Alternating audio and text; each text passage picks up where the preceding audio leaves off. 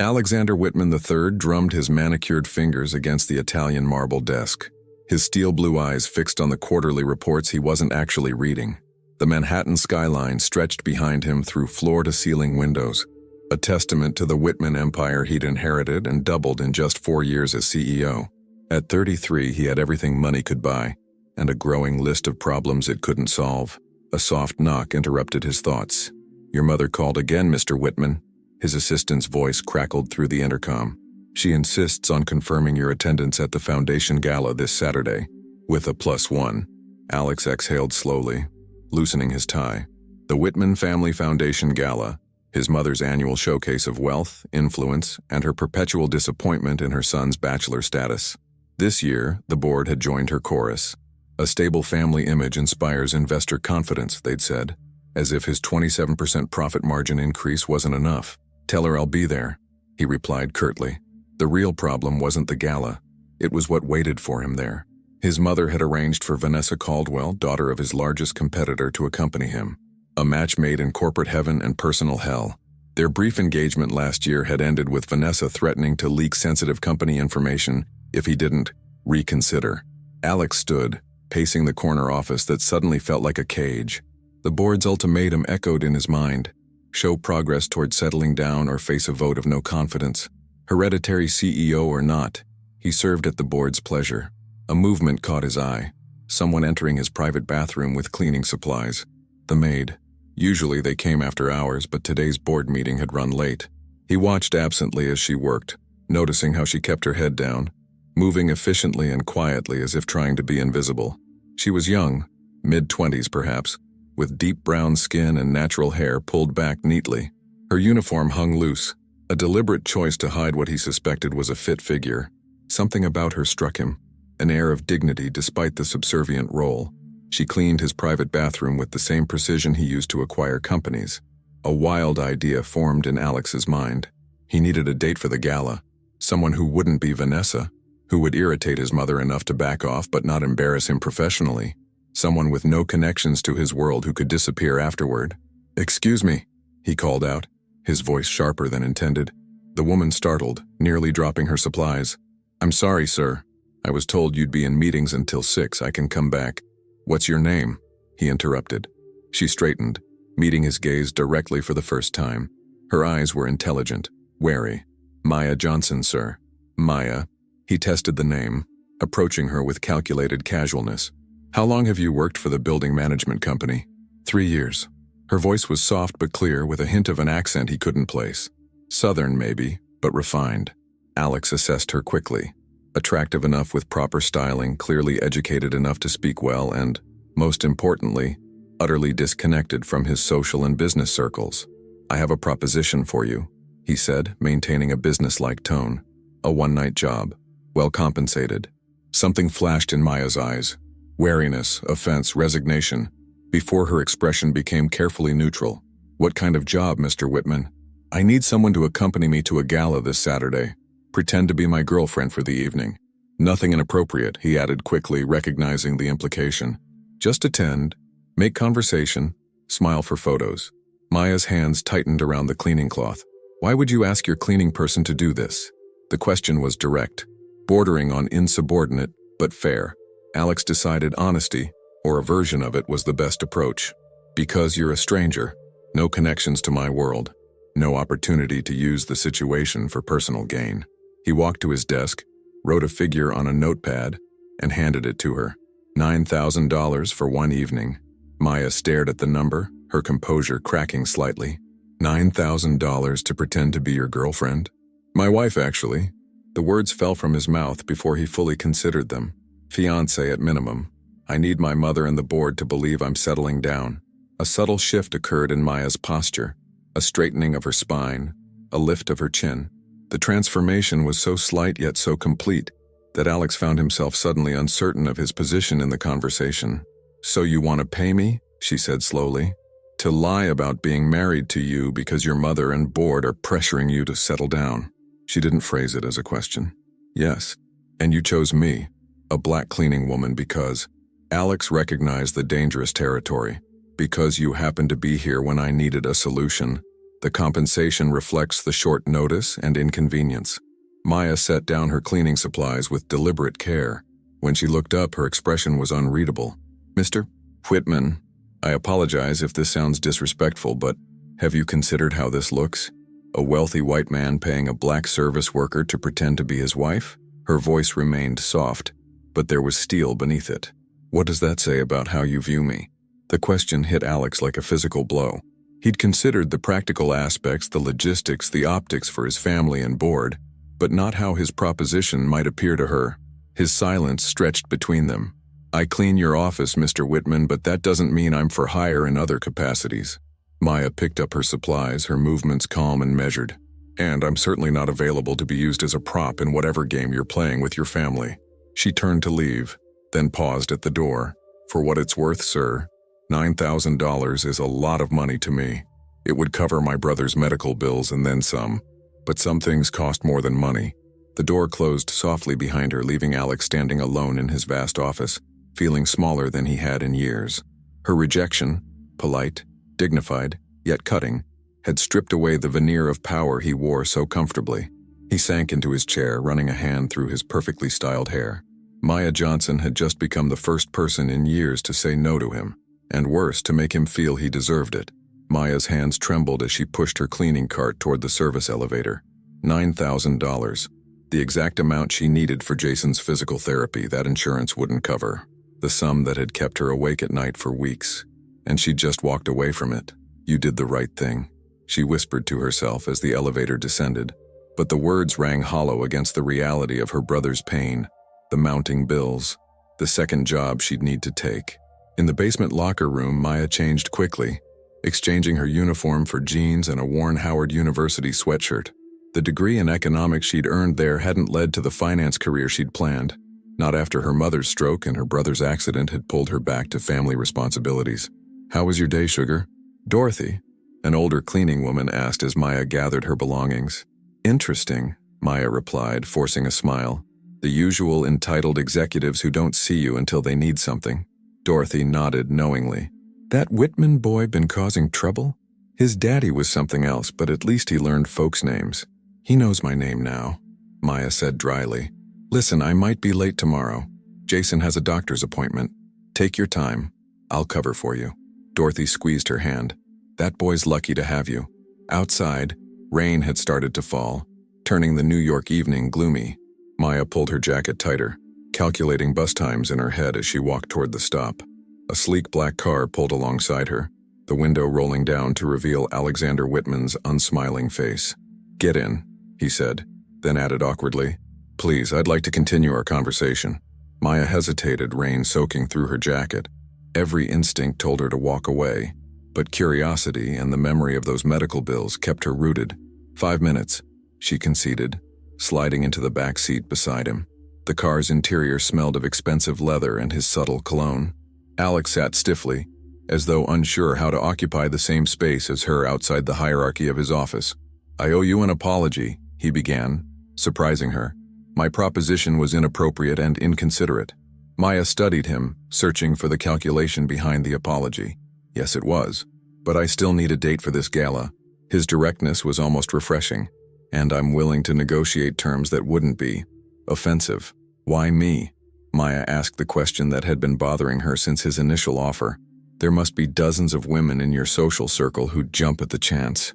Something dark passed over his features. "That's precisely the problem. Everyone in my circle wants something. Connections, investments, marriage." He practically spat the last word. "I need someone with no agenda beyond a straightforward transaction. And you think I have no agenda because I'm just the cleaning lady?" The words came out sharper than she intended. Alex met her gaze directly. "I think you have integrity. You just turned down $9,000 on principle. That's rare in my experience." The compliment, unexpected and seemingly genuine, caught Maya off guard. She looked away, watching raindrops race down the car window, considering her options. $9,000 would change everything for Jason. For her family. $20,000, she said suddenly, turning back to him. Alex's eyebrows rose. "Excuse me? If I'm going to pretend to be engaged or married to a billionaire for an evening, the price is $20,000. Maya's heart pounded. but her voice remained steady. 10 up front, 10 after, and I have conditions. A flicker of respect or perhaps amusement crossed his face. Name them. I'm not arm candy. I won't be paraded around like a trophy or treated like a prop. I won't pretend to be someone I'm not, beyond the basic fiction of our relationship. And nothing inappropriate happens during or after. Alex nodded slowly. Fair terms. And I want everything in writing. A contract that protects both of us. Now he did smile, a genuine expression that transformed his face. The maid wants a contract. The maid has an economics degree from Howard, Maya countered, and knows better than to enter verbal agreements with billionaires. Alex stared at her for a long moment, reassessing everything he'd assumed. I'll have the paperwork drawn up tomorrow. He extended his hand. Do we have a deal, Ms. Johnson? Maya looked at his outstretched hand, then at the man offering it. Behind his confident exterior, she glimpsed something unexpected. Vulnerability, perhaps even desperation. This powerful man needed her, not the other way around. The realization shifted something fundamental in the dynamic between them. She took his hand, her grip firm. We have a deal, Mr. Whitman, but remember, this is strictly business. As their hands separated, neither could have anticipated how that simple agreement would unravel secrets long buried, challenge assumptions deeply held, and ultimately change both their lives in ways no contract could ever govern. The car continued through the rainy Manhattan streets, carrying two people from different worlds, now bound by an arrangement that would soon prove far more complicated than either had bargained for. The contract sat between them on the polished conference table in Alex's private office. 5 pages of legal language that transformed their unusual arrangement into something that looked almost legitimate on paper. Party A agrees to present Party B as his fiancée for the duration of the Whitman Foundation Gala. Maya read aloud, her finger tracing the words. No romantic or physical contact beyond what is necessary to maintain the appearance of an engaged couple. She looked up at Alex. Define necessary. Alex leaned back in his chair, loosening his tie slightly. It was Thursday afternoon, 48 hours before the gala. Hand-holding, perhaps a kiss on the cheek for photographs. Nothing more. Maya nodded, continuing to read. Her attorney friend Layla had reviewed the document yesterday, assuring her it was surprisingly fair, with clauses that protected her privacy and reputation as much as his. Still, the reality of what she was agreeing to settled uncomfortably on her shoulders.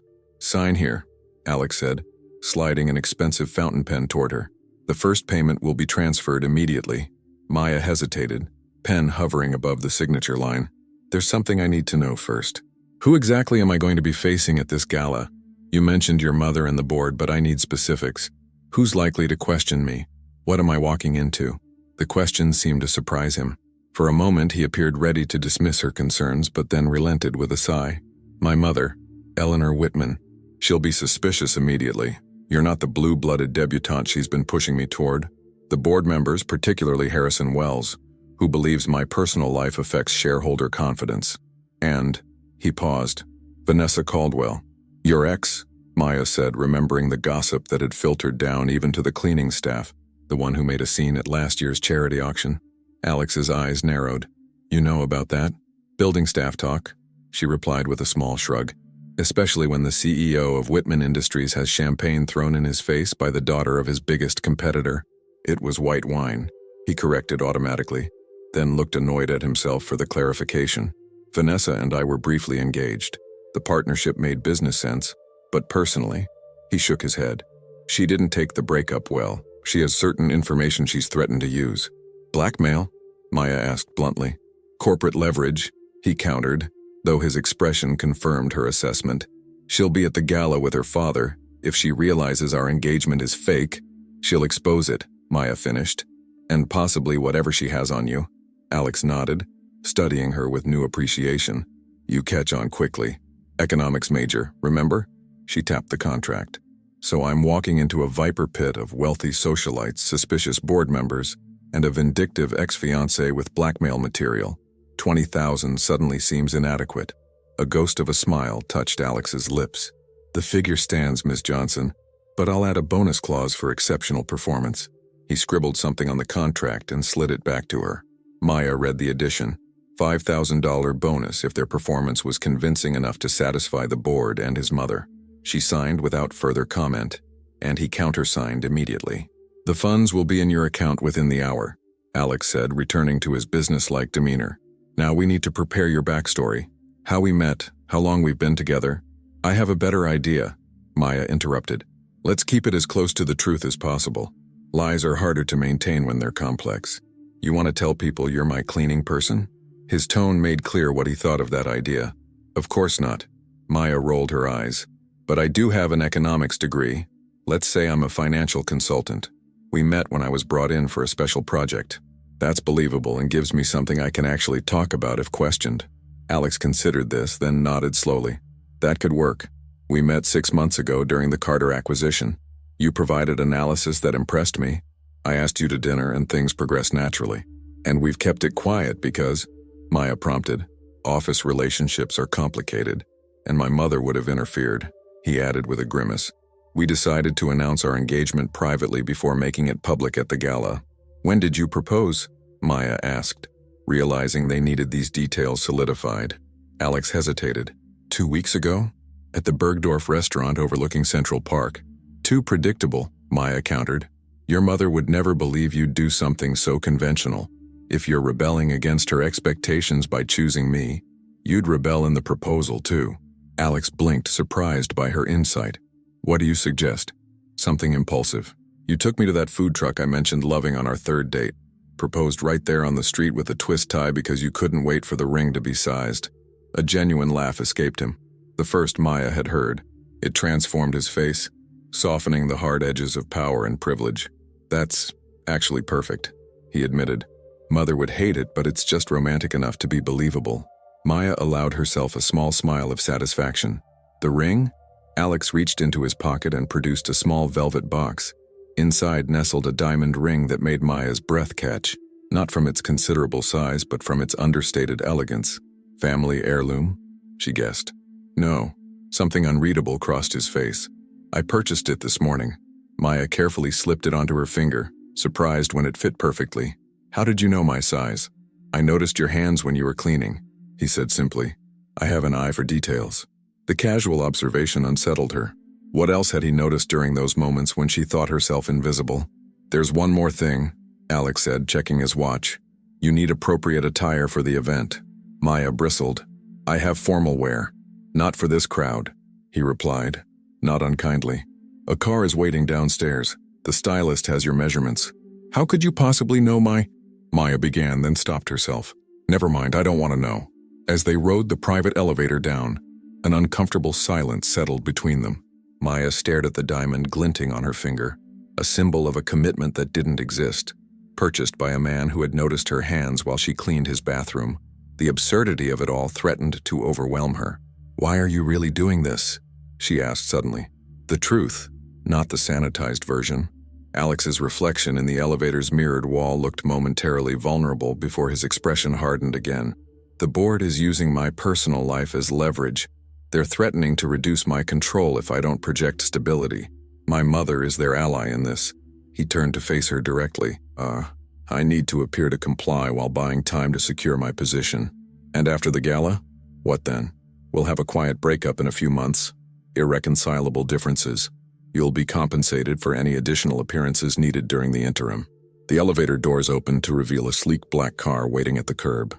As they stepped out of the building, Alex's hand settled lightly at the small of Maya's back, a gesture so natural it took her a moment to recognize it as their first rehearsal. We'll reconvene tomorrow afternoon for final preparations, he said, opening the car door for her. The stylist has been instructed to bill everything directly to me. Maya paused before entering the car. Mr. Whitman. Alex, he corrected. If we're engaged, you should probably use my first name. Alex, she amended, the name feeling strange on her tongue. What exactly are you being blackmailed about? His expression shuddered immediately. That's not relevant to your role. It is if it might blow back on me, she countered. I'm risking my job and reputation too. For a long moment, he seemed to debate internally. Finally, he leaned closer, his voice low enough that only she could hear. Vanessa discovered certain discrepancies in the company's environmental compliance reports. Reporting them would trigger an investigation that would damage the company, regardless of the outcome. His eyes held hers. I'm working to address the issues, but I need time. Maya absorbed this. wondering if she'd just become complicit in something larger and more dangerous than a simple family deception. But the money was already being transferred, the contract signed. For Jason's sake, there was no turning back now. "I'll see you tomorrow," she said finally, sliding into the car. "Alex." As the car pulled away, Maya watched his figure recede in the rear window. The ring felt heavy on her finger, and heavier still was the knowledge that she was now entangled in a world of power, secrets, and consequence far beyond anything she had anticipated when she'd first entered that office with her cleaning supplies. The car turned a corner and Alexander Whitman disappeared from view. But the web connecting them had only begun to weave its complicated pattern. The Whitman Foundation Gala transformed the Metropolitan Museum's Temple of Dender into a glittering showcase of wealth and influence. Crystal chandeliers cast golden light across ancient stone, while New York's elite moved through the space in designer finery, champagne flutes in hand. A string quartet played softly in the background, barely audible above the hum of powerful people making more powerful connections. Maya stood at the entrance, momentarily frozen. The emerald gown the stylist had selected hugged her figure perfectly, its deep color stunning against her skin. Her natural hair had been styled into an elegant updo, and the makeup artist had enhanced her features with a subtle hand. She looked like herself, but elevated, polished, belonging. Or so she had thought until this moment. "Ready?" Alex appeared beside her, handsome in his tailored tuxedo. His eyes widened slightly as he took in her appearance. "You look terrified?" Maya supplied, her voice barely above a whisper. "Magnificent," he corrected, offering his arm. "Remember what we discussed. You belong here as much as anyone." Maya took a deep breath, placed her hand in the crook of his elbow, and forced her shoulders back. "Let's get this over with." They moved into the room together, and Maya felt the shift immediately. Subtle glances, whispered comments, the subtle redistribution of attention that occurred when Alexander Whitman III entered a space. She kept her expression neutral, channeling the confidence she'd perfected during college presentations and job interviews. "Alexander, darling." A woman approached them, elegant in her 60s with silver-streaked hair and sharp eyes that assessed Maya with clinical precision. "You've brought a guest, Mother." Alex greeted her with a kiss on the cheek. "This is Maya Johnson, my fiancée, Maya Eleanor Whitman." Maya extended her hand, the diamond catching the light. "It's a pleasure to meet you, Mrs. Whitman. The Foundation's work is impressive." Eleanor's handshake was brief, her smile not reaching her eyes. "Fiancé? How? Unexpected. I wasn't aware you were seeing anyone seriously." "We wanted privacy," Alex replied smoothly, "given the media attention the company receives." "Indeed." Eleanor's gaze swept over Maya again, lingering on her gown, her hair, her jewelry, looking for flaws, for inauthenticity. "And what is it that you do, Miss Johnson?" "Financial consulting," Maya answered, exactly as rehearsed, "specializing in economic impact analysis." "How fascinating," Eleanor said in a tone that suggested it was anything but. "And where did you study?" "Howard University." Something flickered in Eleanor's eyes. "Recognition, reassessment. The HBCU in Washington? Impressive economics department. My late husband served on their business school advisory board for a time." Maya hadn't known this detail. It hadn't been in the briefing Alex had provided. She adapted quickly. "The Whitman Entrepreneurship Initiative. It created opportunities for many students, myself included." A hint of genuine surprise crossed Eleanor's features. "You were a Whitman scholar?" "Yes," Maya confirmed, silently thanking the coincidence. She had indeed received that scholarship, though she'd never connected it to the Whitman family specifically. Eleanor's demeanor shifted subtly. "Well, Alex has always had an eye for talent, if not always for appropriate timing. The board members are by the west wall. I suggest you introduce your fiancé." With a final assessing look at Maya, she glided away. "Whitman scholar?"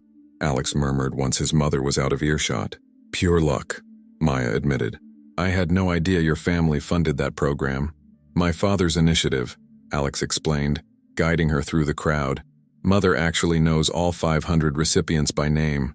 If you'd been lying, she would have known instantly," Maya finished. "First hurdle cleared, I suppose." "Don't celebrate yet," Alex cautioned, his expression darkening. Vanessa just arrived. Maya followed his gaze to the entrance, where a striking blonde woman in a red gown was handing her wrap to an attendant. Even from a distance, Vanessa Caldwell radiated confidence and old money. She's heading for the board members, Alex observed. We should make our appearance there first. As they approached the group of older men in tuxedos, Maya felt Alex's hand pressed lightly against her back, a gesture of support, or perhaps a reminder of their arrangement. Either way, she was grateful for the contact as 7 pairs of eyes turned to assess her. Gentlemen, Alex greeted them. I'd like you to meet Maya Johnson, my fiancée. A ripple of surprise moved through the group.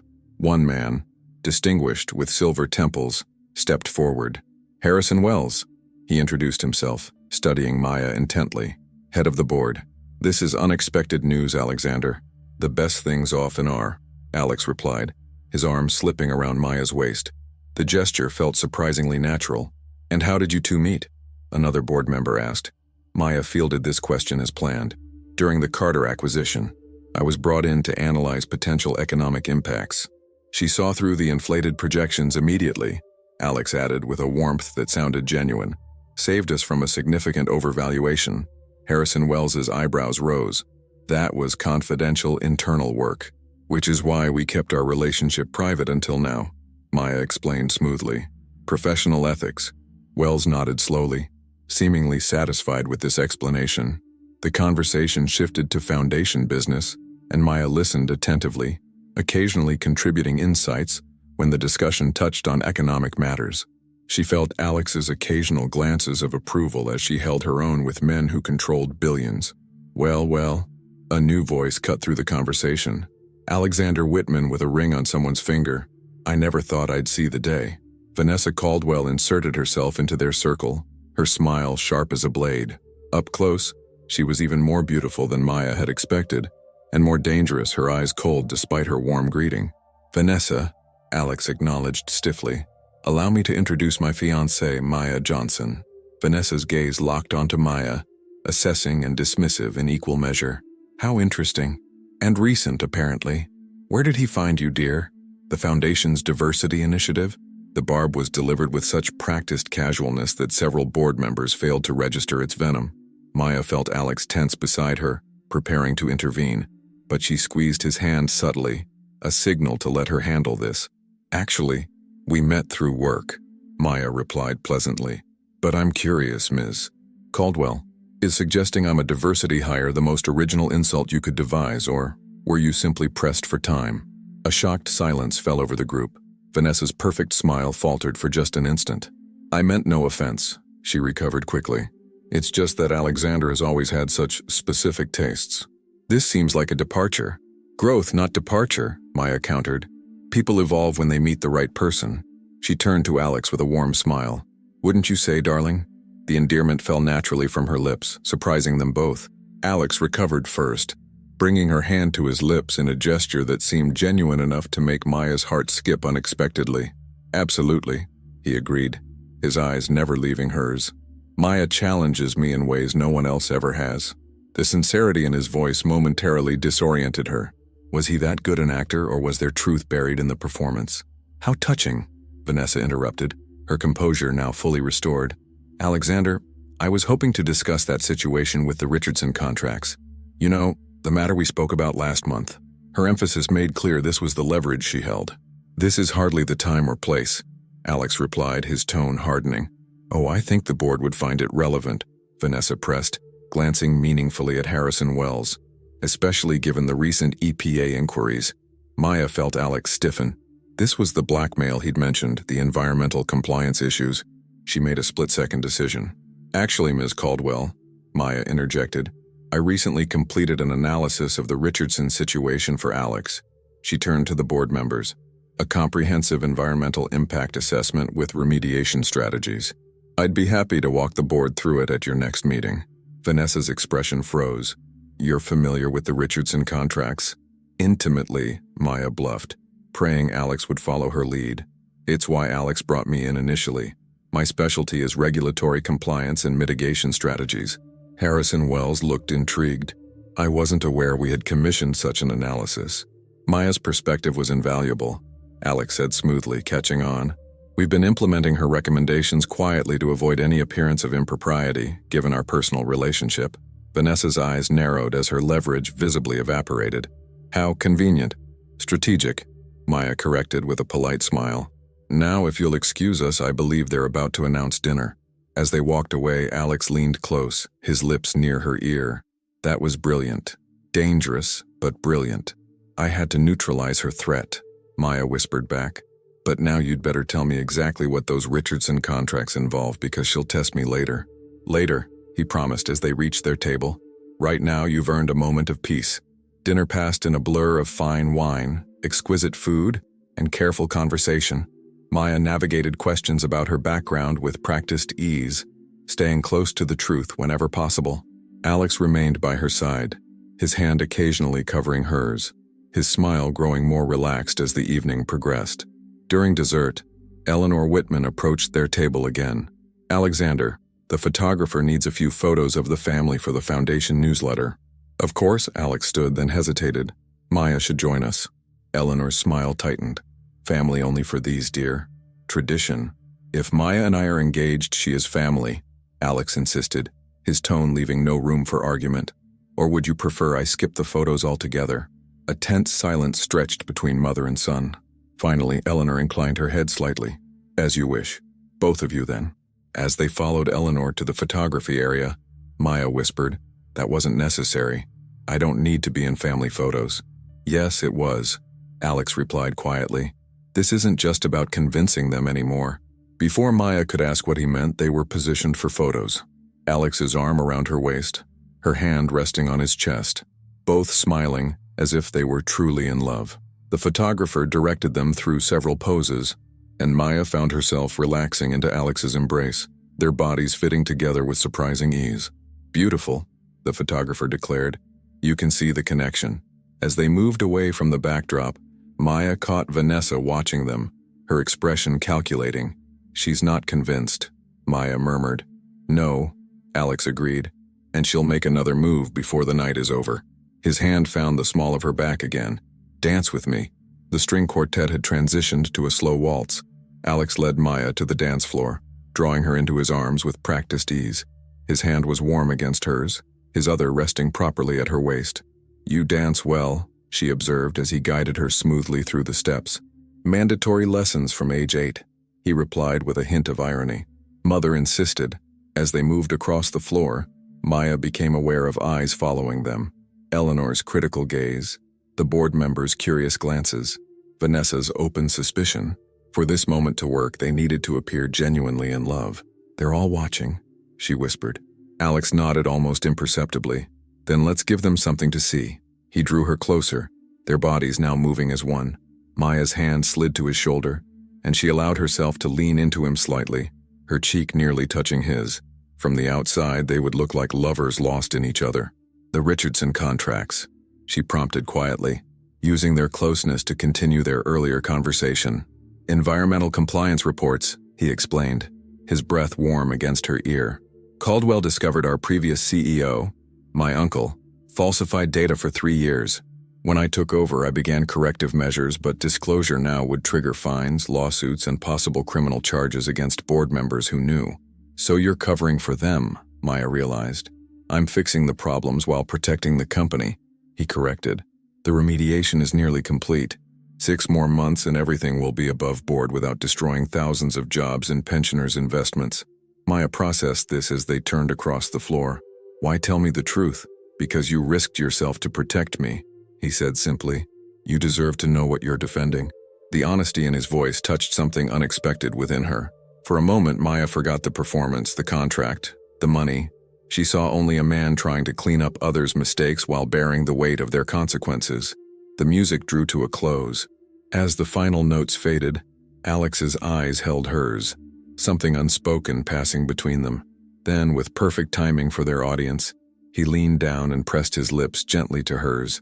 The kiss was brief, proper, exactly what an engaged couple might share at a formal event. But the warmth that spread through Maya's chest was entirely unexpected, as was the momentary disappointment when he pulled away.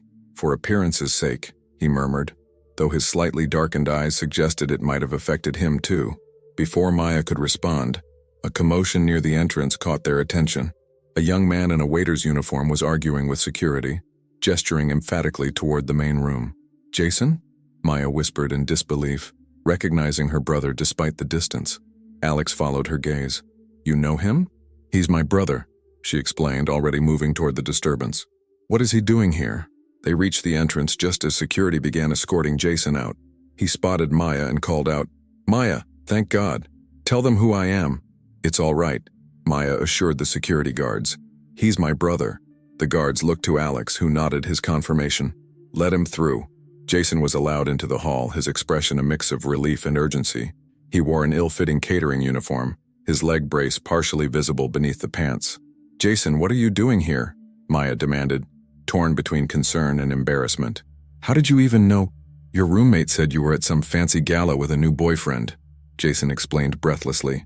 Maya, someone broke into our apartment. They went through all your things, your laptop. Maya felt the blood drain from her face. What? When? A couple hours ago, I came home early from my shift and interrupted them. They ran, but he hesitated, glancing at Alex. Who's this guy? Alexander Whitman. Alex introduced himself, offering his hand. Maya's employer, Maya cut in, earning a sharp look from Alex. For tonight's event, understanding dawned on Jason's face, followed by disbelief. Wait, Whitman as in Whitman Industries?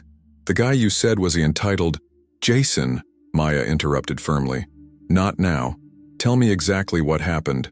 As Jason described the break-in, two men in plain clothes, professional, targeting only Maya's belongings, Alex drew closer, his expression growing increasingly concerned.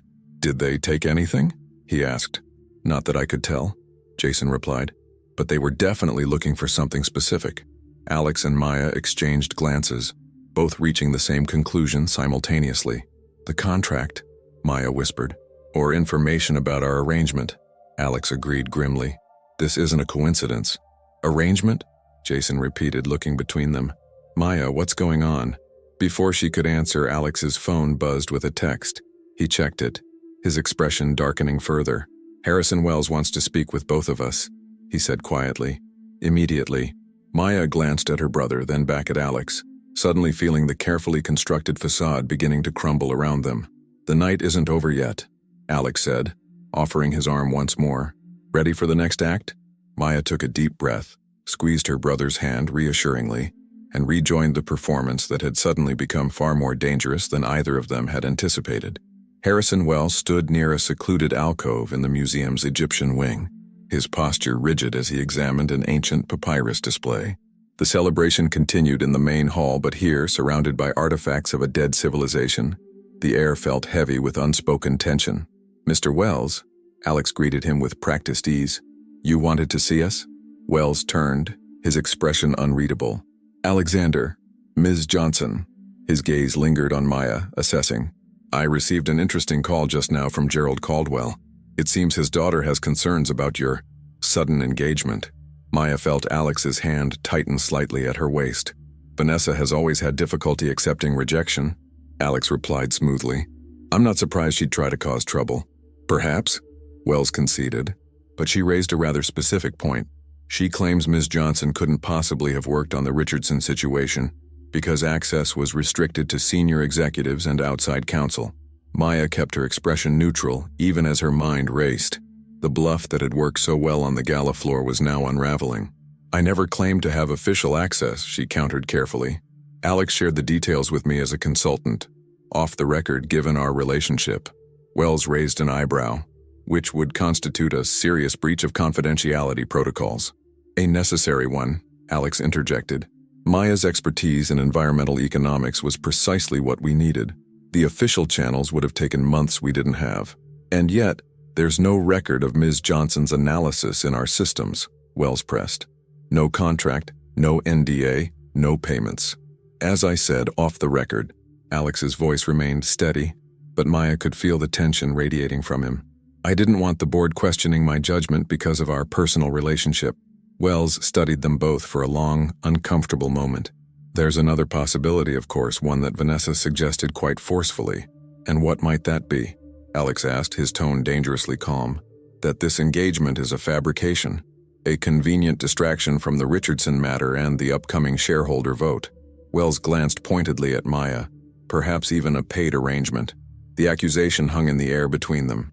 Maya felt her heart pounding but kept her face composed, meeting Wells's gaze directly. Mr. Wells, she began, her voice soft but firm.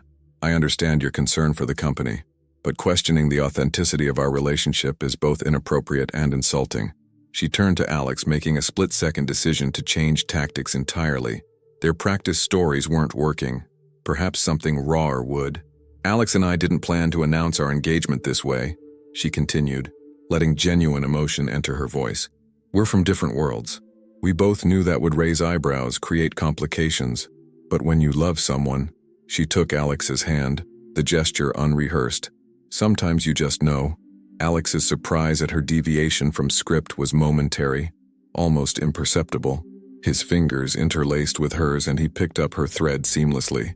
"Maya challenges everything I thought I knew about myself," he said, his eyes never leaving hers. "About what I want, what matters." He turned back to Wells. "I understand the board's concerns about stability, but my personal life is just that, personal. Maya isn't a corporate decision requiring board approval." There was an edge to his words that seemed to catch Wells off guard. And Maya too.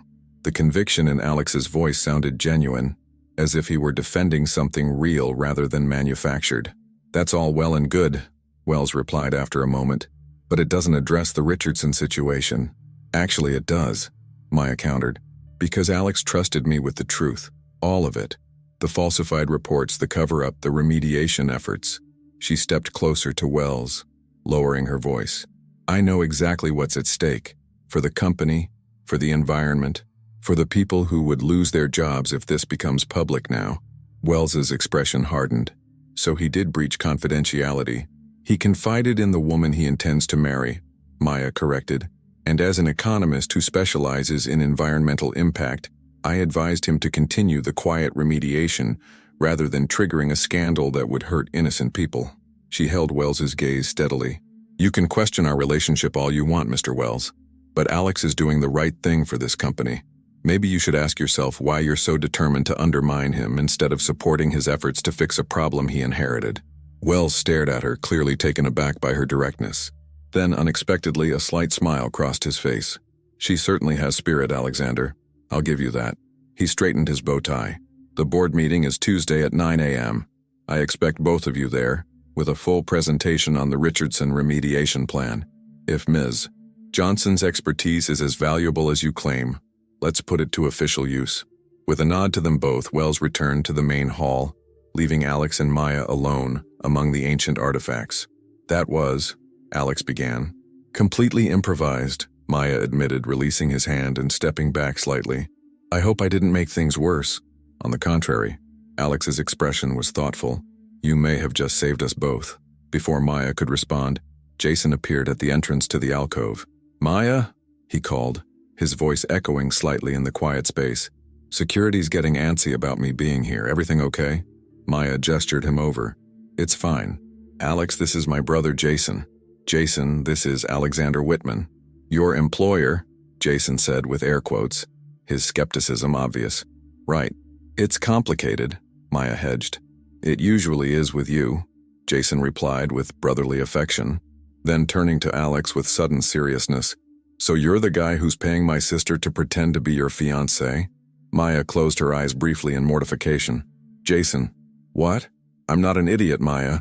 Jason's protective instinct was in full force now. "First you mysteriously get $20,000. Then you're at some fancy gala with a billionaire wearing a ring that probably costs more than our entire apartment building." Alex, rather than being offended, seemed almost impressed by Jason's directness.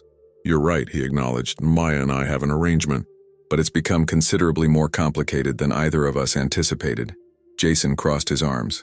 "Like people breaking into our apartment complicated?" "Possibly." Alex's expression grew serious. "Did you call the police?" "Yeah, they took a report, but you know how it is. No forced entry, nothing stolen. They're not exactly making it a priority." Alex pulled out his phone. "I'll have my security team secure your apartment tonight. They can—" "We don't need your security team," Jason interrupted. "We need to know what my sister's gotten herself into. Who would break in looking for information about you two?" Alex and Maya exchanged glances, both thinking the same name. Vanessa. But something about the break-in felt wrong. Too direct. Too crude for someone like Vanessa Caldwell. "I don't know," Alex admitted. "But I intend to find out." Maya checked the time on her phone. "It's nearly 11. We should return to the gala before people notice we're missing. I should head home anyway, Jason said. Early therapy session tomorrow. He turned to Maya. We're talking about this tomorrow, though. All of it. Maya nodded, giving her brother a quick hug. Be careful, lock everything. You too. Jason cast a warning look at Alex. Both of you. After Jason left, Maya turned to Alex. We need a new plan. Wells expects us both at Tuesday's board meeting. Vanessa is clearly determined to expose us, and now someone's broken into my apartment. Alex was quiet for a moment, thinking. The board meeting is actually an opportunity. If you can help present a legitimate remediation plan for the Richardson contracts, it strengthens our position. But I don't know anything about the actual situation, Maya protested. That was just a bluff. Yes, but you do have the background to understand it quickly, Alex countered. I can give you access to all the documentation over the weekend. With your economics training, you could… Alex, Maya interrupted. We had a one-night agreement. Tonight, the gala, that's it. Something flickered across Alex's face. Disappointment, perhaps, or frustration. The circumstances have changed. We need to extend our arrangement. For how long? Maya challenged. Another day? A week? Until the board is convinced? Until Vanessa gives up? When does this end? Alex stepped closer, his voice lowering. I'll double the final payment. $40,000 total, plus the original $10,000 you've already received. The offer was tempting. More than tempting. That kind of money would cover Jason's therapy for a year, with enough left over to pay down Maya's student loans. But the complications were mounting, the risks escalating. And what happens when whoever broke into my apartment tries something else? She asked. This isn't just about appearances anymore, Alex. It feels dangerous. I'll protect you, he promised, his hand reaching for hers instinctively. You and Jason both. The gesture, the words, they seemed to come from somewhere genuine, beyond their contractual relationship. Maya found herself wanting to believe him. 2 more days, she decided finally. I'll help with the board meeting on Tuesday and then we reassess. Relief visibly washed over Alex. Thank you. As they prepared to return to the gala, Maya straightened his bow tie in a gesture that would look natural to any observers. Don't thank me yet. We still have to convince an entire board of directors that I'm a legitimate environmental economic consultant and your actual fiancé. Alex's hand caught hers as she finished with his tie. You're more convincing than you realize. Their eyes met, and Maya felt a dangerous flutter in her chest. The line between performance and reality was beginning to blur, and she wasn't entirely sure where one ended and the other began. We should go back, she said softly, breaking the moment. Alex nodded, offering his arm. As they rejoined the celebration, Maya couldn't help wondering if the greatest threat wasn't Vanessa or the board or mysterious intruders, but the unexpected feelings developing between two people who had begun with nothing but a business arrangement. Sunday morning found Maya in Alex's penthouse office, surrounded by folders of environmental data, regulatory filings, and internal company reports. Sunlight streamed through the floor-to-ceiling windows, illuminating the Manhattan skyline beyond. The falsification began here, Alex explained, pointing to a report dated 3 years earlier. My uncle authorized shortcuts at 3 manufacturing facilities to reduce costs during the economic downturn. When EPA standards changed the following year, rather than investing in upgrades, they simply altered the compliance data. Maya studied the numbers, her trained eye spotting the patterns of deception. And you discovered this when you took over as CEO? Not immediately, Alex admitted, running a hand through his hair. He looked different today, dressed in jeans and a casual button-down, his usual corporate polish softened around the edges. I found discrepancies in the capital expenditure budgets. Environmental compliance upgrades that should have been made but weren't. When I started asking questions, the truth came out. And the board knew? Some of them. Well, certainly. 2 others who have since retired. Alex's expression darkened. They claimed they were just following my uncle's lead, trusting his judgment. Maya set down the report she'd been reading. So you've been quietly fixing the problems without disclosing the previous violations? Yes. The Richardson contracts are with a major environmental conservation organization. The irony isn't lost on me. Alex moved to a sideboard and poured 2 cups of coffee. If the violations become public now, the company faces hundreds of millions in fines, plus criminal charges for the executives involved, including you, Maya pointed out, accepting the coffee he offered. Even though you're the one cleaning it up. I was on the board before becoming CEO, he acknowledged. I didn't know about the falsification, but legally that's not a strong defense. Maya considered this as she sipped her coffee. The remediation you've implemented is impressive. You've actually exceeded current standards at 2 of the facilities. That was the plan. Fix it better than it ever was without the public relations nightmare of a scandal. Alex sat beside her on the couch, close enough that their shoulders nearly touched. The 3rd facility needs 6 more months to complete the upgrades. And Vanessa discovered all this? Her father's company was bidding on a project that would have exposed the discrepancies.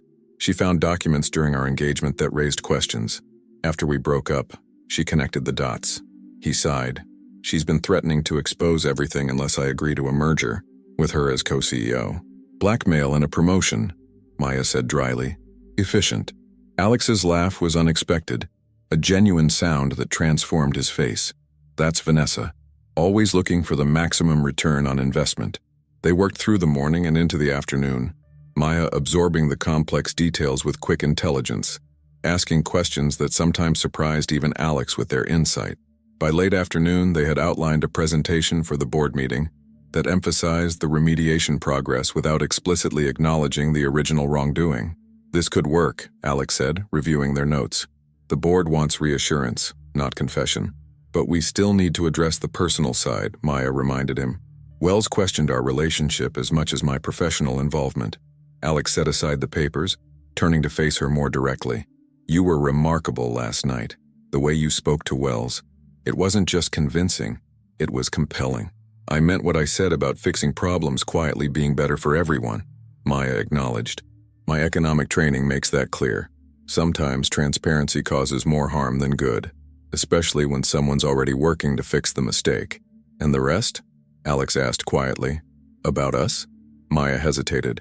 That was a performance. Was it? His eyes held hers, searching. Because some of what you said, what we both said, felt real.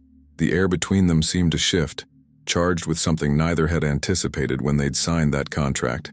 Maya found herself acutely aware of their proximity on the couch, of how his hand rested just inches from hers. Alex, she began cautiously, we need to be careful about confusing the act with reality. This is still a business arrangement. With an expiration date, he acknowledged. Tuesday, as agreed. She nodded, trying to ignore her irrational disappointment at his easy acceptance. Right. So let's stay focused on making it through the board meeting convincingly. Alex studied her for a moment longer, then stood abruptly. You're right. We should take a break. Have you eaten? They ordered food and ate on his terrace, the conversation shifting to safer topics. Their educational backgrounds, books they'd both read, Jason's progress in physical therapy. Maya found herself relaxing, laughing at Alex's surprisingly self-deprecating stories about his privileged upbringing. Wait, she said, nearly choking on her water after one particularly ridiculous tale involving his mother's prize show dogs. You actually replaced your mother's Westminster champion Pomeranian with a look-alike from a pet store? In my defense, I was 12 and Chester had run away because the dog walker left the gate open, Alex explained, grinning. I thought the replacement would buy me time to find him. And your mother didn't notice? Oh, she noticed immediately. Apparently, championship Pomeranians and pet store Pomeranians are vastly different to the trained eye. His smile softened with memory. But then my father stepped in, hired a pet detective. Yes, that's a real thing. And found Chester 2 days later. Crisis averted. Maya studied him across the table. You don't talk about your father much. Alex's expression grew more reflective. He died 5 years ago. Heart attack at his desk. He twisted his water glass slowly. He was complicated, driven, brilliant with business, terrible with emotions, but he had moments of surprising gentleness. Like hiring pet detectives, Maya offered. Exactly. Alex looked up, his eyes meeting hers. What about your parents? Mom had a stroke 3 years ago. She's in a care facility in Queens. Dad left when I was 10. Haven't heard from him since. Maya shrugged slightly. An old hurt long accepted. Jason and I make it work. That's why you took the cleaning job, Alex realized. Despite your degree. One of 3 jobs, actually. The overnight cleaning pays better than entry-level finance positions, ironically, and it lets me visit Mom during the day and help Jason with his therapy. She traced patterns in the condensation on her glass. The system doesn't make it easy for families like mine. Alex was quiet for a moment, I'm sorry about the way I approached you that first day. It was entitled. The apology surprised her. Yes, it was, she agreed, but without rancor, though I can't say I regret where it led. Jason's medical bills will be covered for months with what you've paid me. Is that all this has been to you? Alex asked suddenly. Just a well-paying job? The question caught her off guard. What else would it be? Before he could answer, his phone rang, Eleanor Whitman's name flashing on the screen. Alex answered, his expression immediately shifting back to the controlled CEO she'd first met. Mother. Yes, I'm with Maya now. Yes, the board meeting is Tuesday. No, we don't need your input on the presentation. He listened for a moment, his jaw tightening. That won't be necessary. I understand your concern, but fine. Dinner tomorrow night.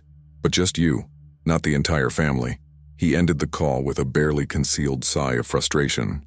My mother would like to have dinner with us tomorrow night. To get to know my fiancé better. Another performance, Maya said, trying to keep her tone light. Alex met her eyes, something unspoken passing between them. Another test, he corrected quietly. The sun was beginning to set, casting long shadows across the terrace. Maya gathered her papers, suddenly needing distance from the confusing emotions stirring within her. I should go check on Jason, she said, standing. Make sure everything's okay at the apartment. Alex nodded, rising as well. I'll have my driver take you. He hesitated. Maya, about tomorrow night. It's fine, she assured him quickly. One more day, one more performance, I'll be ready. As they walked back through his penthouse, Maya noticed a photograph she'd missed earlier. A much younger Alex with his father, both in fishing gear, holding up their catch with matching grins. The simple joy in the image contrasted sharply with the complex, guarded man she'd come to know. At the door, Alex surprised her by reaching for her hand. Thank you, he said simply. For today, for all of this. The sincerity in his voice made her heart skip, a reaction she firmly told herself was just the result of an emotionally taxing weekend. It's our arrangement, she reminded him, gently reclaiming her hand. I'll see you tomorrow night. In the elevator descending from his penthouse, Maya leaned against the wall and closed her eyes. The lines were blurring dangerously, between employee and employer, between performance and reality, between contractual obligation and something far more complicated. Tuesday, she reminded herself firmly. After Tuesday, this would all be over, and she could return to her normal life, $25,000 richer but with her heart intact. Yet, as the elevator reached the ground floor, she couldn't ignore the small voice wondering if either of them would emerge from this arrangement unchanged. Eleanor Whitman's Upper East Side townhouse stood as a testament to old money and impeccable taste. 4 stories of historic architecture filled with museum-quality art and antiques collected over generations. Maya stood on the doorstep beside Alex, fighting the urge to fidget with her conservative navy dress. Remember, Alex murmured as they waited for the door to open. My mother respects directness even when she disagrees. Don't let her intimidate you, says the man who's been intimidated by her for 33 years. Maya replied with a nervous smile. Alex's laugh was cut short as the door swung open, revealing not a butler as Maya had expected, but Eleanor herself, elegant in cream silk. Prompt as always, Alexander. She greeted her son with a kiss on the cheek before turning her assessing gaze to Maya. And Ms. Johnson, how lovely to see you again. Thank you for inviting me, Mrs. Whitman, Maya responded, handing over the bouquet of lilies they'd brought. Your home is beautiful. Eleanor accepted the flowers with a practiced smile. It's been in the Whitman family for 4 generations. Please, come in. They followed her through a foyer lined with portraits of stern-looking Whitman ancestors, into a parlor where pre-dinner drinks awaited. Maya noted that despite the house's traditional exterior, the interior had been updated with a designer's eye.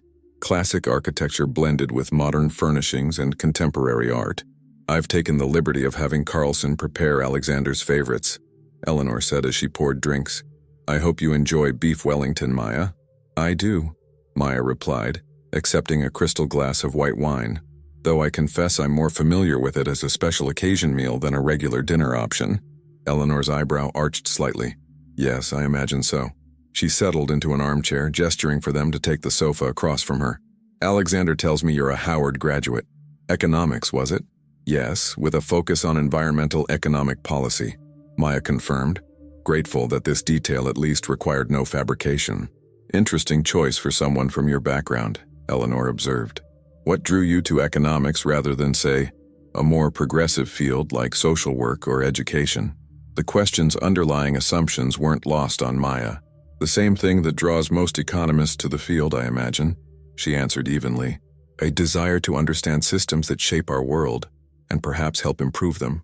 Alex's hand found hers on the sofa, a gesture of support that felt surprisingly natural.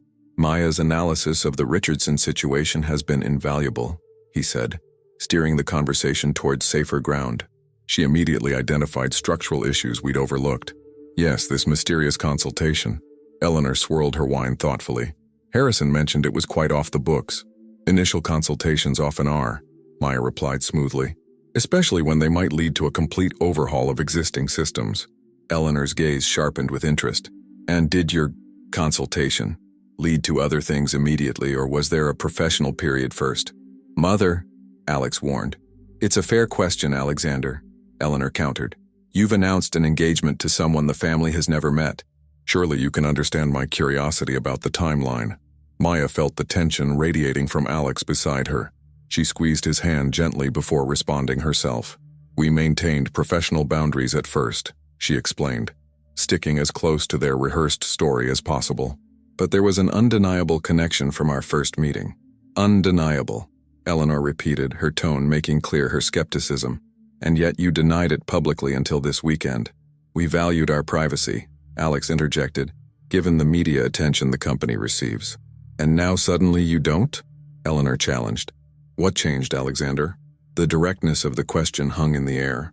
Maya sensed this was the heart of what Eleanor wanted to understand, not just who Maya was, but why her son had chosen this moment to present a fiancé to the world.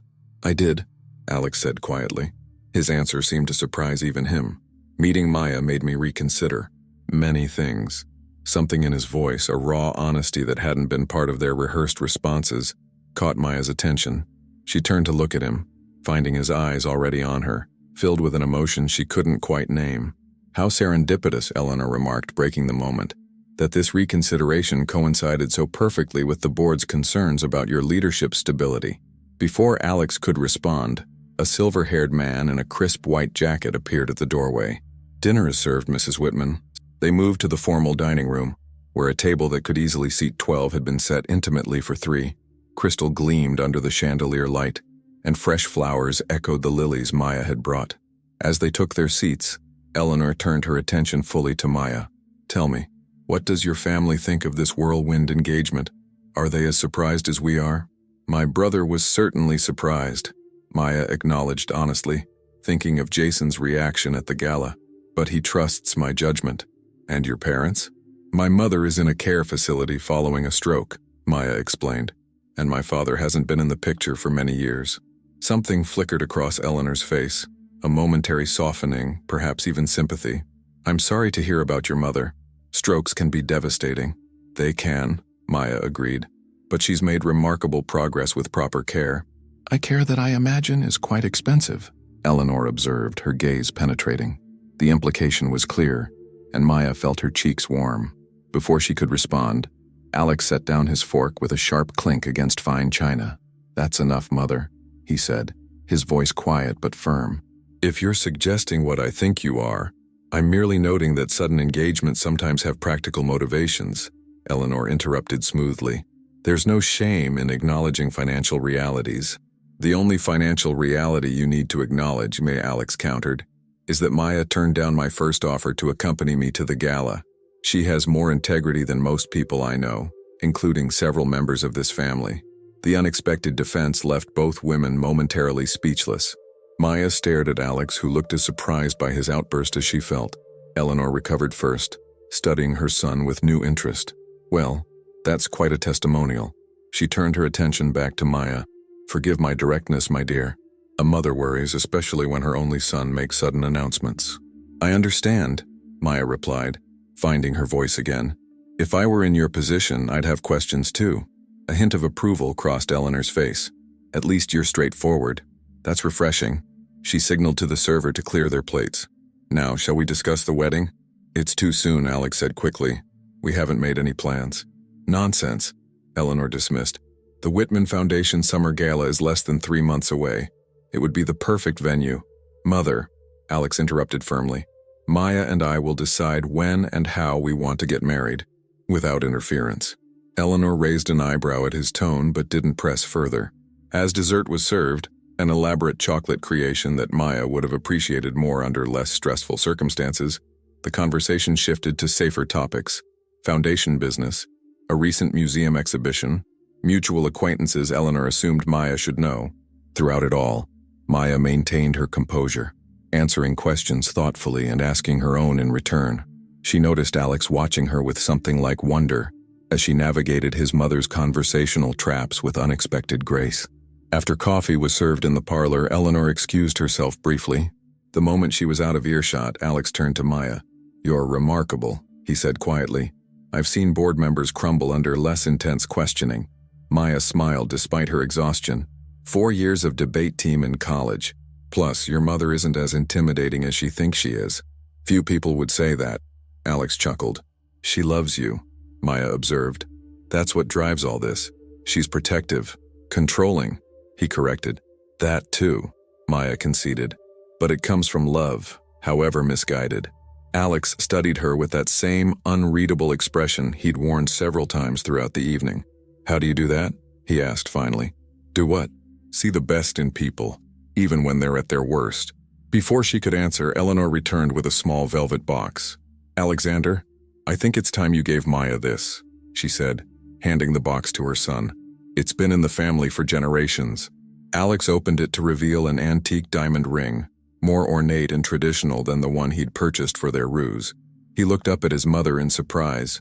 "Your grandmother's engagement ring," Eleanor explained. "She specifically wanted it to go to your wife someday." Maya's heart sank. The gesture felt wrong. Accepting a family heirloom under false pretenses crossed a line she hadn't anticipated. "It's beautiful," she said carefully. But Maya prefers the one I chose for her," Alex interjected, closing the box and returning it to his mother.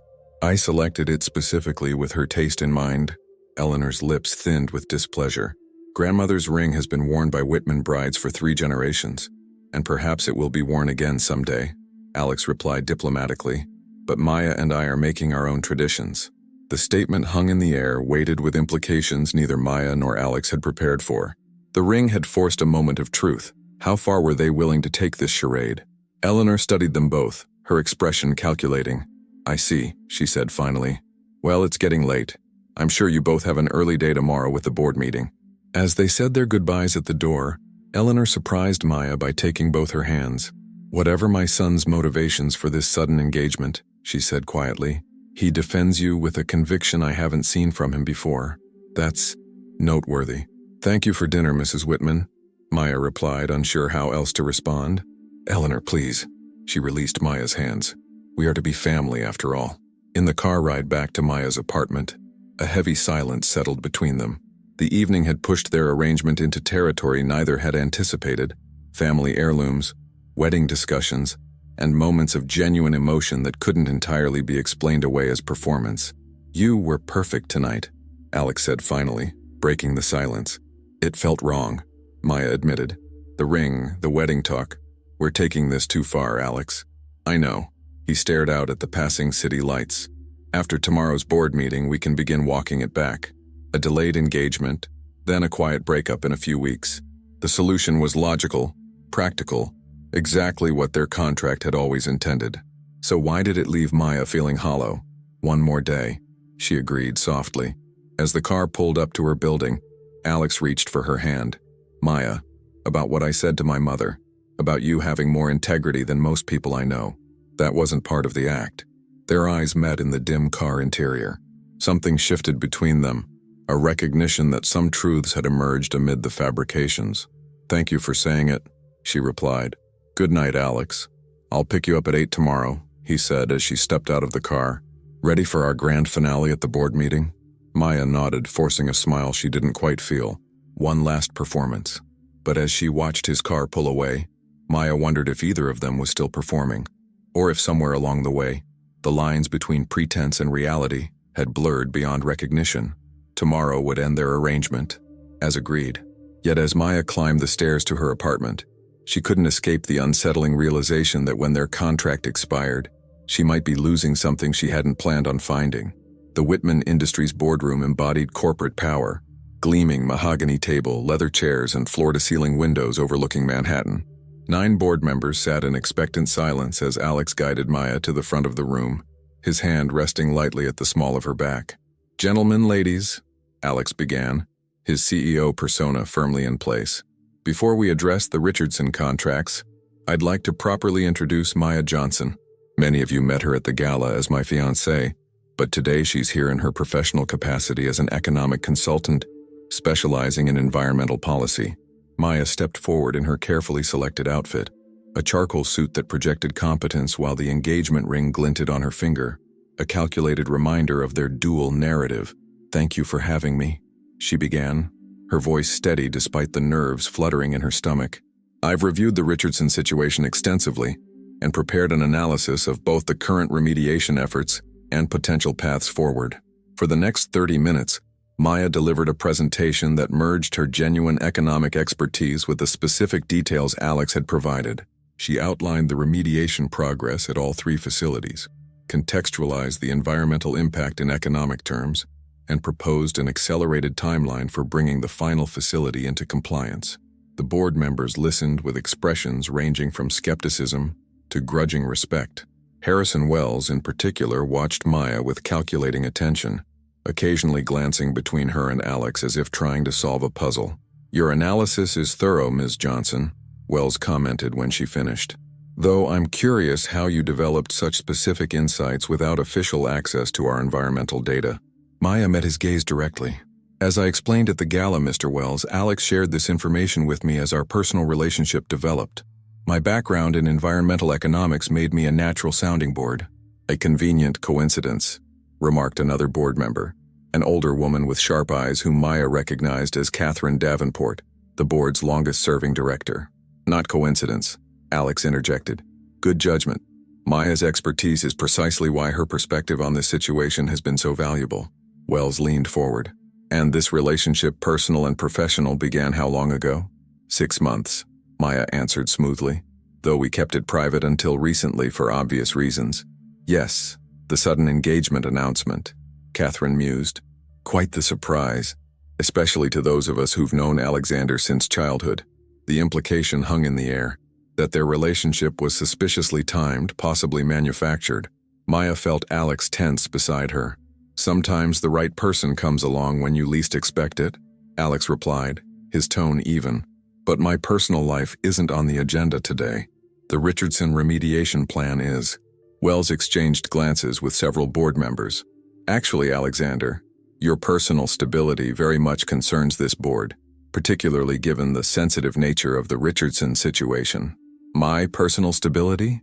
Alex's voice took on a dangerous edge.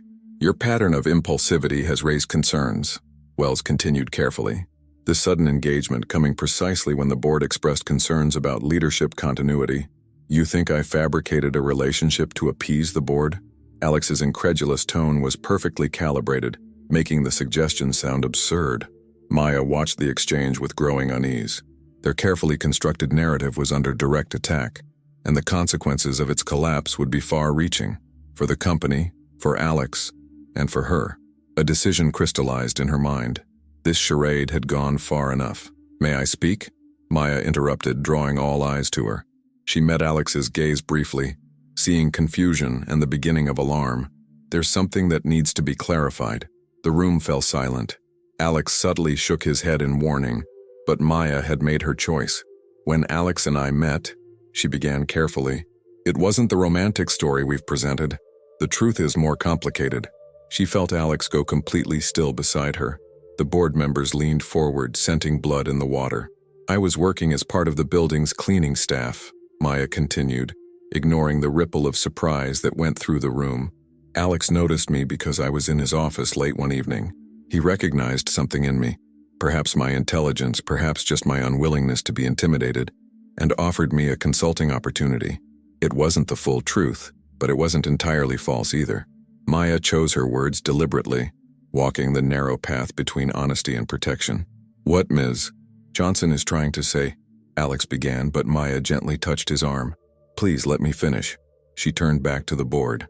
"Our engagement announcement at the gala was premature, influenced partly by the board's pressure regarding Alex's personal life. For that I apologize. We should have been more forthright about the evolving nature of our relationship." Wells' expression hardened. So you admit this engagement is a fabrication? No, Maya answered firmly. I admit that its timing was accelerated by external pressures. But what's developed between us isn't fabricated. She turned to Alex, finding his eyes fixed on her with an intensity that made her breath catch. What began as a professional connection has evolved into something neither of us anticipated, she continued, speaking now to him as much as to the board. Something real. For a moment, the boardroom faded away. There was only Alex, his expression shifting from confusion to dawning understanding, and something else, something that made Maya's heart race. Ms. Johnson, Wells's voice shattered the moment. Are you asking this board to believe that you went from cleaning staff to fiancé in, what, a matter of days? Before Maya could respond, Alex stepped forward. What you're being asked to believe, he said, his voice quiet but commanding, is that I found someone extraordinary in an unexpected place. Someone whose intelligence, integrity, and courage impressed me from our first conversation. He moved to stand beside Maya, their shoulders touching. Maya didn't begin as my fiancée. That was premature. But she has become the most important person in my life, and the most valuable advisor regarding the Richardson situation. The candor in his voice silenced even Wells momentarily. Alex turned to Maya, his eyes holding hers. I apologize for putting you in this position, he said softly, meant for her ears alone. You deserved better than this. Maya felt something shift between them, the contract dissolving, reality asserting itself in its place. Catherine Davenport cleared her throat. While this is all very dramatic, it doesn't address the fundamental issue. The Richardson contract are being properly remediated, Maya interjected, turning back to the board with renewed purpose. The data is clear. The plan is sound. The question isn't whether Alex is fixing the problem. He is. The question is whether this board wants to support that effort or undermine it for political reasons. Her directness stunned the room momentarily. Maya pressed on. You're concerned about stability? About public confidence? Consider what happens if you remove the one person committed to fixing this situation properly. The facts are in my report. The progress is documented. The path forward is clear. Wells studied her with newfound respect. You speak as if you have a personal stake in this, Ms. Johnson. I have a stake in seeing the right thing done, Maya replied. Environmentally and economically. The fastest way to destroy this company isn't by keeping Alex as CEO. It's by disrupting the remediation he's implemented. The boardroom fell silent as her words sank in. Alex stared at her with an expression of naked admiration. I move we continue with the current remediation plan, Catherine said finally, surprising everyone. Mr. Whitman has demonstrated satisfactory progress, and Ms. Johnson's analysis is sound. Seconded, another board member quickly agreed. Wells looked displeased but calculating. We'll need monthly updates and full transparency moving forward. Agreed, Alex said immediately. As for the personal situation, Wells continued, glancing between them, I trust you'll clarify matters appropriately with family and stakeholders. We will, Alex assured him, his hand finding Maya's. In our own time, in our own way. The meeting concluded shortly after with formal approval of the remediation plan and a schedule for future updates. As board members filed out, Maya felt the weight of their scrutiny, but also a strange sense of liberation. The truth, even partially told, had proven more powerful than their carefully constructed fiction. When they were finally alone in the boardroom, Alex turned to her. You went off script, he said, his tone unreadable. The script wasn't working anymore, Maya replied simply. I couldn't keep building on a lie. You could have exposed everything. The contract, the payment. But I didn't.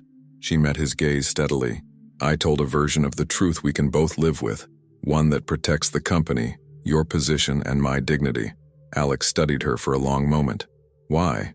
The question hung between them, simple yet profound. Maya considered her answer carefully. Because somewhere between the contract and today, I stopped seeing you as just a wealthy CEO buying a convenient fiancé, she admitted. I started seeing you as a man trying to fix problems you inherited, protect jobs you value, and maybe, just maybe, as someone who saw me for who I really am, not just what I could do for you. Alex stepped closer, close enough that she could see the flecks of darker blue in his eyes. What I said in there wasn't just for the board, he said quietly. You are extraordinary, Maya. From that first day when you refused to be bought, you've challenged everything I thought I knew about people, about relationships. About myself. Our arrangement ends today, Maya reminded him softly. That was the deal. The arrangement, yes. Alex's hand came up to gently touch her cheek. But what if something else is just beginning? The question hovered between them, filled with possibility. Maya knew the sensible answer. Walk away, take the money, return to her normal life. But the warmth of his palm against her skin and the sincerity in his eyes made sensible choices seem suddenly insufficient. I won't be your employee, she said firmly, or your contracted companion. If there's something real here, it has to be between equals. Equals, Alex agreed, a smile touching his lips. Starting over. No contracts, no pretense. I still have a brother with medical bills, a mother in care, and a life very different from yours, Maya cautioned. And I still have a company to run, a board to manage, and environmental remediation to complete, Alex countered. But maybe we could navigate those things together? The word held a promise neither had anticipated when they'd signed that contract days ago. Maya thought of the unexpected journey from his office to this moment, the gala, the confrontations, the gradual unveiling of truth beneath performance. I think, she said slowly, a smile spreading across her face, that might be an arrangement worth exploring. Alex's answering smile lit his entire face. No arrangement, he corrected gently. Just possibility. As his lips met hers, their first kiss free of pretense or audience, Maya knew they were writing a new contract now, one without signatures or payment terms, but far more valuable than the one that had brought them together. A story that had begun with "pretend to be my wife for $9,000 had evolved into something neither could have predicted, a chance at something genuine in a world built on appearances, and the discovery that sometimes the truth, however complicated, was the most valuable currency of all. Subscribe to The Maid Secret for full stories with shocking twists. Like the video and comment your city and local time to appear in future credits.